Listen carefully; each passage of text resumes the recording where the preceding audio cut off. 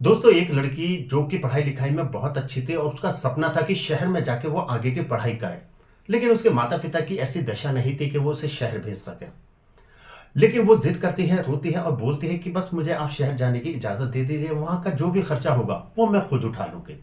इसके बाद वो शहर आ जाती है और एक कॉलेज में एडमिशन लेके और वहीं पर रूम लेके रहने लगती है। लेकिन धीरे धीरे उसके पास जो जमा पूंजी थी अब वो खत्म होने लगती है और नौबत ये आ जाती है कि अब उसके पास किराए देने के लिए भी पैसे नहीं थे। और फिर एक दिन जो उस रूम का मालिक होता है, लैंडलॉर्ड, वो कहता है कि या तो तुम मेरे पैसे दो या फिर तुम्हें मेरी शर्त माननी पड़ेगी, एक रात मेरे साथ सोना पड़ेगा।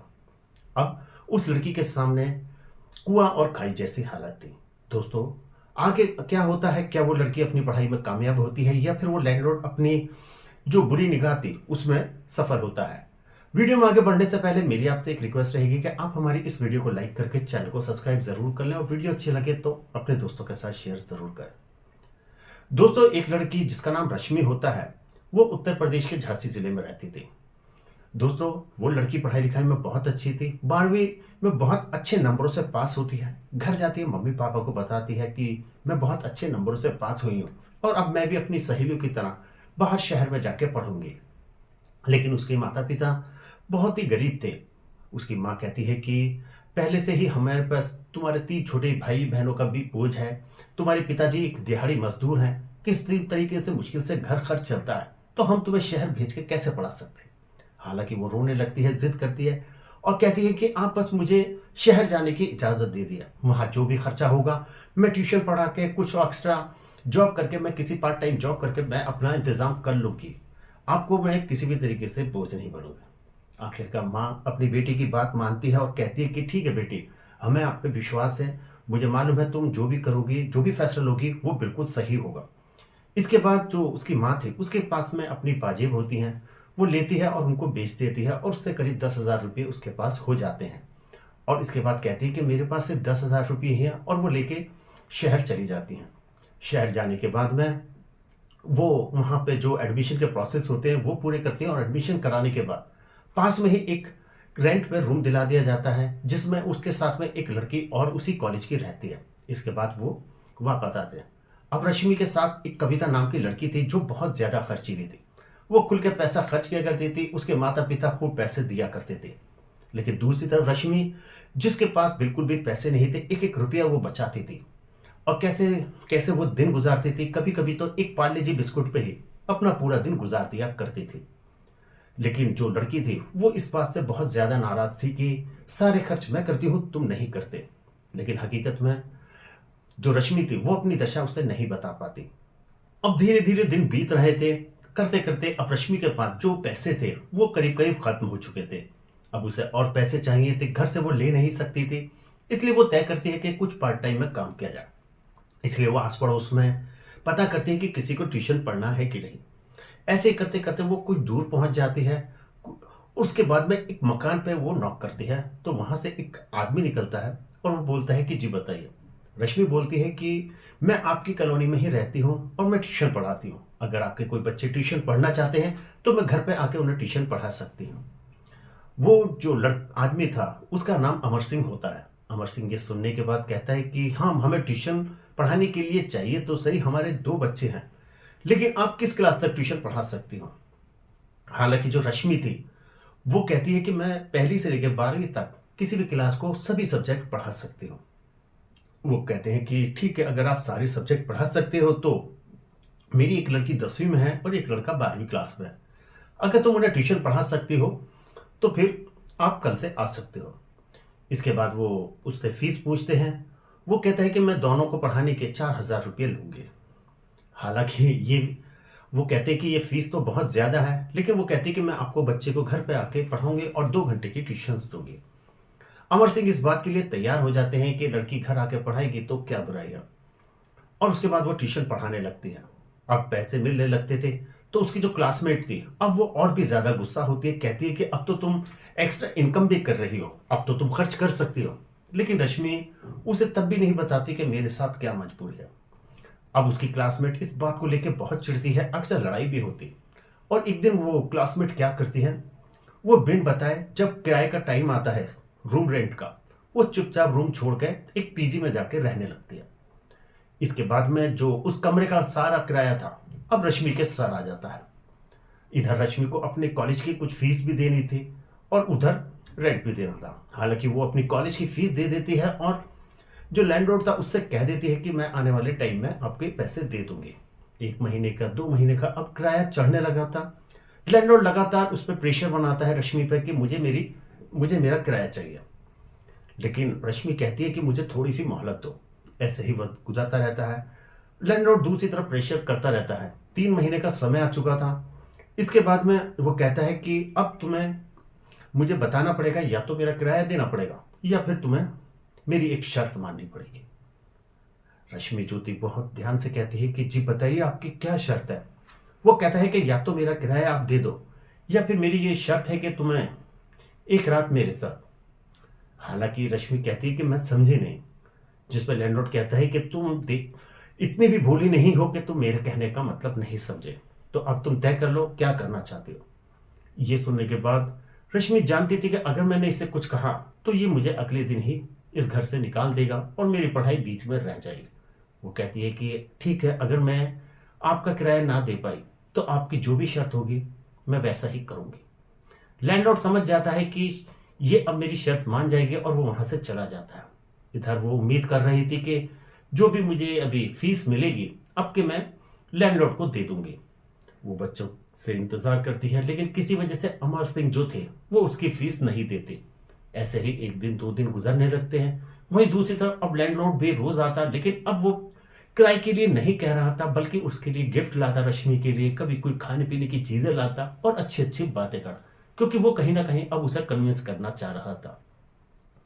लेकिन ऐसे करते करते जब वो नोटिस करता है लैंडलॉर्ड कि ये लड़की तो शायद एग्री नहीं करेगी, तो वो गुस्सा हो जाता है और वो कहता है कि अब तुम अभी के अभी डिसीजन लो, और उसके साथ जबरदस्ती करने लगता है। हालांकि रश्मि एक बार फिर से उसे किसी तरह से समझाने में कामयाब होती है कि मैं कल तक आपके पैसे दे दूंगी और अगर कल मैं नहीं दिए तो मैं आपको कुछ भी करने से नहीं रोकूंगी। ये सुनने के बाद लैंडलॉर्ड बहुत खुश होता है और वो जानता था कि कल तक ये पैसों का इंतजाम नहीं कर पाएगी क्योंकि उसे 3 महीने का किराया देना है। इधर रश्मि परेशान थी कि मुझ पे ट्यूशन से भी इतने पैसे नहीं आएंगे, लेकिन उसे पता था कि कुछ तो फीस दूंगी तो शायद कुछ दिन के लिए बात टल जाएगी। वो ट्यूशन पढ़ाने जाती है। ट्यूशन पढ़ाते टाइम लगभग 7 बजे तक का, 5 से 7 का उसका ट्यूशन होता था।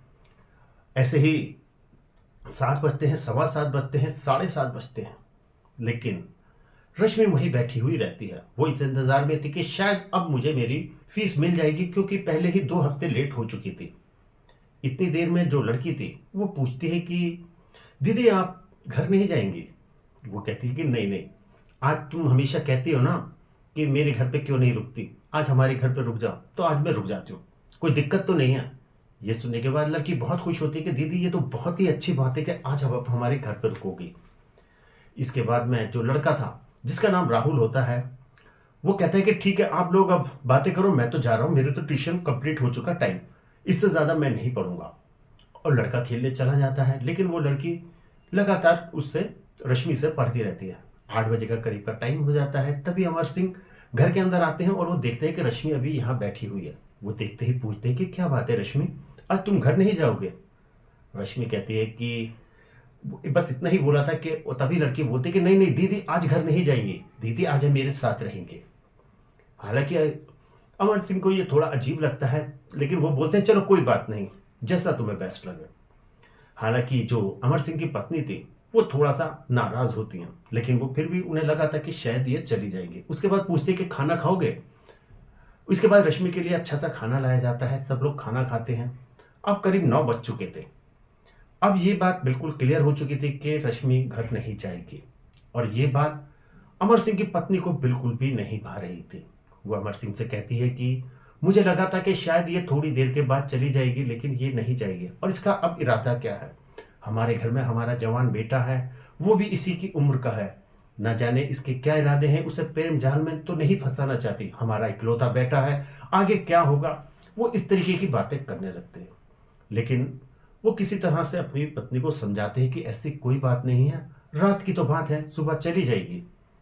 हालांकि वो भी अब इस बात पे चुप हो जाती हैं क्योंकि उनके पास ऐसा कोई रीजन नहीं था जिससे वो उस पर डाउट कर सके। लेकिन वो तय करती है कि सच्चाई तो मैं जान के रहूंगी। सोने का टाइम आता है। रश्मि बोलती है कि मैं बाहर सोफे पे सो जाऊंगी, लेकिन अमर सिंह की पत्नी कहती है कि नहीं नहीं, आज तुम मेरे साथ मेरे रूम पे सो जाना, और उसे ले जाके अंदर ले जाती है। अब उसके फोन पर लगातार जो लैंडलॉर्ड था उसका फोन बजता रहता है, बजता रहता है। रश्मि हर बार उस फोन को लेती, साइलेंट कर देती, लेकिन ये बात अमर सिंह की पत्नी नोटिस कर लेती है। वो देखती है कि ये फोन रिसीव नहीं कर रही, और अगर कुछ रिप्लाई करना होता है तो एक छोटा सा मैसेज कर देती है। अब वो उसे टटोलने की कोशिश करती है, लेकिन रश्मि कुछ नहीं बताती। लेकिन उसके बाद उसकी अमर सिंह की पत्नी कहती है कि तुम मेरे सामने इस फोन को रिसीव करो, मैं जानना चाहती हूं कि ये आपसे क्या कहना चाह रहा है जो लगातार फोन कर रहा है, और तुम उसे सिर्फ मैसेज से रिप्लाई क्यों कर रही हो। तो अब इसके बाद में जो रश्मि थी वो फाइनली टूट जाती है, और वो फिर अपनी सारी दशा उसे बता देती है।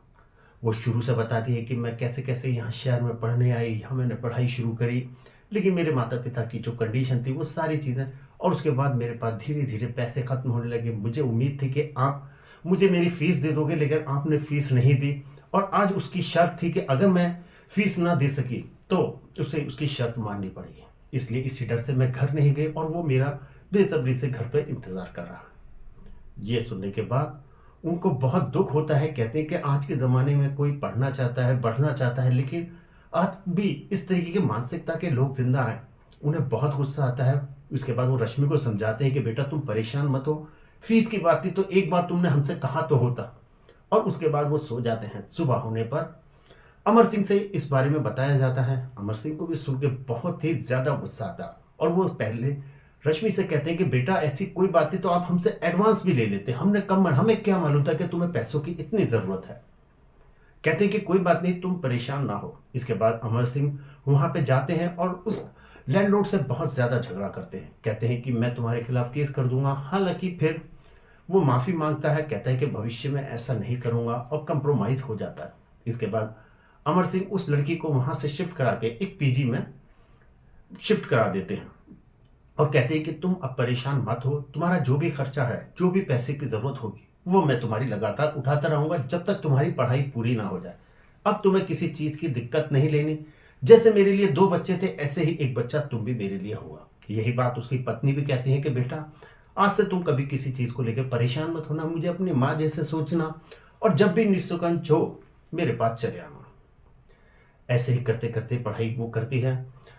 अमर सिंह एक बैंकिंग में जॉब करते थे। वो जानते थे कि बैंक्स की जॉब कितनी अच्छी है। जैसे ही रश्मि की बीटेक कंप्लीट होती है तो वो उसके एंट्रेंस बैंक के अंदर दिलाते हैं, और उसकी बैंक मैनेजर्स में बहुत जल्दी जॉब लग जाती है, और इसके बाद वो जॉब करने लगते हैं। वहीं दूसरी तरफ उनका लड़का भी जो बहुत अच्छी पढ़ाई कर रहा था, वो भी उसमें ही जॉब के लिए अप्लाई करता है बैंक में, और उसकी भी जॉब लग जाती है। अब दोनों गवर्नमेंट जॉब कर रहे थे। इस बीच जो अमर सिंह है वो अपनी पत्नी से कहता है कि हम इस रश्मि के बारे में सब कुछ जानते हैं, बहुत ही अच्छी और बहुत ही नेक लड़की है, हमने शुरू से देखा है, और ऐसी लड़की अगर हमारे घर परिवार में आए तो हमारे आने वाली नस्लों को भी सुधार सकती है, जो इतनी मेहनत और संघर्ष में भी हिम्मत नहीं हारती। इसके बाद फिर वो लोग रश्मि से बात करते हैं और कहते हैं कि हम आपको अपने घर की दुल्हन बनाना चाहते हैं, हम अपने बेटे राहुल से तुम्हारी शादी करना चाहते हैं। रश्मि भी बिना देर के इस चीज़ के लिए हाँ कर देती है, और उसके बाद दोनों की शादी करा दी जाती है, और आगे की ज़िंदगी वो बहुत खुशी खुशी जीने लगते हैं। तो दोस्तों, आप क्या कहना चाहेंगे अमर सिंह के बारे में? क्या कहना चाहेंगे उस लैंडलॉर्ड के बारे में जिसने रश्मि पर गलत निगाह रखी? आपकी जो भी राय हो हमें कमेंट्स बॉक्स में ज़रूर बताएं, और वीडियो अच्छी लगे तो वीडियो को लाइक करके चैनल को सब्सक्राइब ज़रूर कर लें।